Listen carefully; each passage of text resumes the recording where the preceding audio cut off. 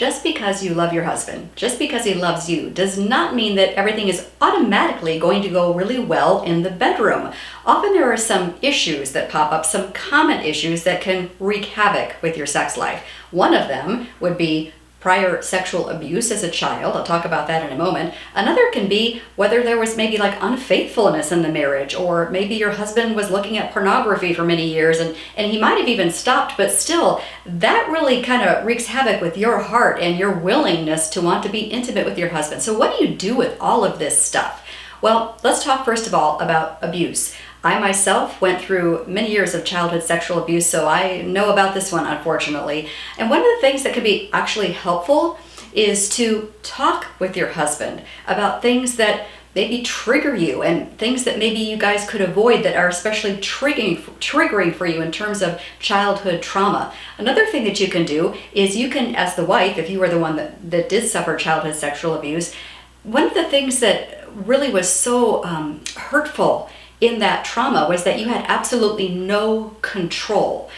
Well, what if in your marriage you ask your husband if you can be the initiator instead of him, so that you feel like something isn't being foisted upon you, but that you're somewhat in control? That can be super helpful. It's just a practical step to take, but also pray for each other. Maybe even pray before you make love. I know that seems really weird, but it's not, because your prayer is very intimate. When you pray together, that is very intimate, and you're just about ready to enter into physical intimacy. How beautiful it would be to pray together before you make love. And claim Psalm 147 verse 3, because God has healing for you. That verse, Psalm 147 verse 3, says he heals the brokenhearted and binds up their wounds. Claim that verse. Pray for each other. Say, Lord, bring healing in this area. We trust you for this.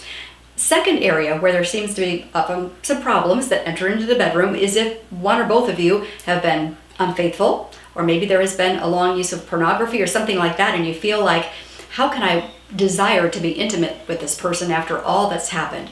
Well, first of all, confession is huge. Once we feel like there are no more skeletons that are going to pop out of the closet here, that can bring some calm and a willingness to re-enter intimacy. So confess to each other. Confess to each other, I did look at pornography, or I did start this emotional affair, but now I've repented and I want to be with you.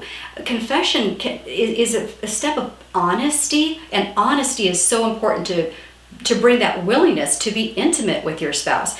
James 5:16 says, therefore confess your sins to one another and pray for each other that you may be healed. So I know this is, well, it takes some courage, let's just put it that way, to be honest with each other. But once you're honest, that is one of the truest forms of intimacy. And now from that platform of honesty and emotional intimacy and transparency, there's a willingness to be physically intimate as well. Just a couple of thoughts for you if there seems to be a little bit of a struggle in the bedroom.